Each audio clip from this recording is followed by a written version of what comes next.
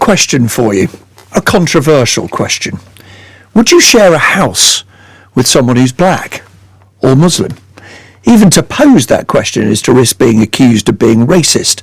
I hope that most people listening to this programme would answer that what matters when you choose who to share a home with is their character, not their ethnicity, or faith, or background, or even their views. Yet a new survey of students shows that 1 in 5 students would be reluctant or unwilling to share a house with a student who is Jewish. It is, say, the Union of Jewish Students, which commissioned the survey, just the latest evidence of growing anti-Semitism, not just on campus, but in the country as a whole. We're joined by the president of the UJS, who's been working on this report, Louis Danker, and also by Dr. Julia Ebner, who's co-executive director of what's called the Institute of Strategic Dialogue and leader of the Violent Extremism Lab at the University of Oxford. Good morning to you both. Good morning. Hello. Good morning. Louis, let's begin with what this survey was and what else it reveals. Well, I think that your stat that you referenced about 1 in 5 students saying they are reluctant or unwilling to house share with a Jew speaks to the normalisation of anti-Semitism on campus that we've seen in the past 2.5 years. It also talks about prevalent and widespread glorification of terrorist organisations. Half of the students we polled said that they had seen Hamas and Hezbollah glorified on campus, and half again said that they had seen the October 7th attacks justified. Now, let's be clear, this is not normal. It should not be acceptable and it should not be tolerated. And what we've seen is no one is really gripping the problem. So we need our institutions to go further and faster. We'll talk about how that might be done in a moment, but I want to turn to Dr. Ebner now to ask, that's the survey evidence. You, in your work in the Violent Extremism Lab, look at the evidence more widely than that. How big a problem is rising anti-Semitism? It's a really alarming picture that this survey paints, but it is reflecting a wider trend that we see. And indeed, especially at the Institute for Strategic Dialogue, we've been monitoring a lot of the online spaces where we see a huge uptick in anti-Semitism already for years now. Since the pandemic, really, there have been spikes, especially following crisis. The pandemic was just one example, but of course the wider security crisis, as I would call it, and the ongoing wars in the Middle East, in particular Gaza and Iran now as well, have created these huge spikes.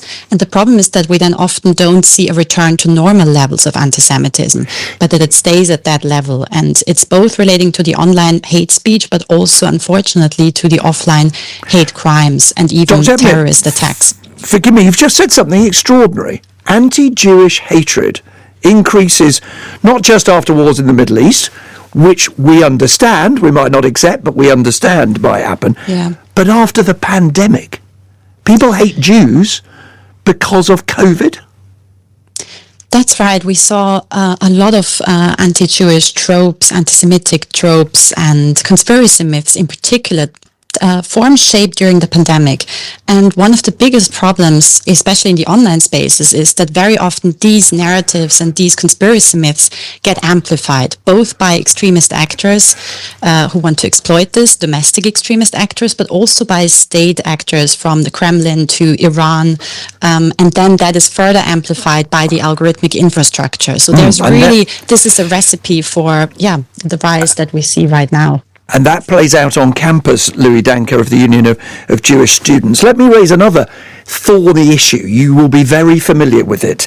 There will be people listening who feel passionately about what's happening in the Middle East and feel passionately angry with the Israeli government about Gaza or Lebanon or the war with Iran.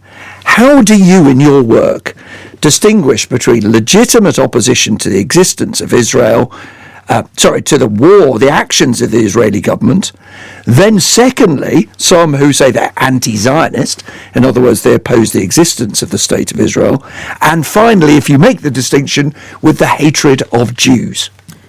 Look, Nick, of course there is a right to protest, and I'm not going to sit here and say that we should be banning activism, but there is no freedom to harass and to intimidate. When there is war in the Middle East, I might expect governments in Israel and across the region to be unpopular, but I don't expect Jewish students in Britain to be blamed or targeted with anti-Semitism because of it. We're not just talking about discourse around Israel and Gaza. We're talking about one student who was punched in a nightclub for being Jewish. We're talking about one student who was kicked out of their flat because that flat had a no Zios in the flat rule. And so what we're really talking about here is Jewish students bearing the brunt of a rise in anti-Semitism, and it's really not acceptable. So you are, let's be clear, you are not talking about people saying even they hate the IDF, and there's a controversy around that because people are obliged to join the Israeli Defence Force in the State of Israel, the only homeland for the Jewish people. You are talking about direct action, hatred against individuals as if somehow they have something to do with the decisions of a government thousands of miles away. Totally. We've seen 1 in 4 students say that they have seen other students targeted for their Jewish religion and ethnicity. That's not acceptable. That is not legitimate discourse around the conflict. So then we come to the words that you used at the beginning of this conversation. You said it was not normal, but then you said the thorny thing. It should not be tolerated. What does that mean in practice? If you believe in the right to protest, if you believe in the right of people to express views you may find loathsome, how would you go about doing that in your view? There are a lot of freedoms at play here. You have freedom of speech, but you also have freedom from intimidation and freedom of religious expression. And all we're asking for is a better balance of those freedoms. Vice-chancellors tend to put free speech ahead of the others. Many feel they have no choice, so we need government to empower them to take firmer action. Universities need to accelerate their work to investigate and punish harassment on campus, and we want government to hold them to account to that. We want government to ask them to report on how they are dealing with hate crimes on campus. Let me turn, and finally, if I could, though, to Julia Ebner and put the same question to her. Is it possible for the authorities, is it possible for the law to distinguish between the three things? Forgive me, I did rather stumble over them, but opposition to the actions of the Israeli government, opposition to the existence of Israel at all, and individual hatred against Jews? Yeah, it is. It is, because it is this escalation mechanism that we see across all forms of radicalization, and it's especially when the former two forms, which might still be part of legitimate discourse that we want to have let exist in public spaces, that when it tips into hatred of individuals, of Jewish people in this case, when it consistently demonizes or dehumanizes them, that is when it turns into extremism and into extremely forms of activism that can turn violent or can inspire violence. And I think this is something where we need to also raise awareness in the educational settings that this is something that is unacceptable, and also expose the dangers of it, that regardless what the ideology is that is driving it, we see it on the far right, the far left, the Islamist extremist side. This is where individuals become really susceptible to the very extreme ends of the political spectrum. Dr. Julia Ebner of the Institute of Strategic Dialogue at the University of Oxford, Louis Danker, President of the Union of Jewish Students, whose survey triggered this conversation. Thank you for joining us. Thank you. It's just coming up to 17 minutes to 9. Let's turn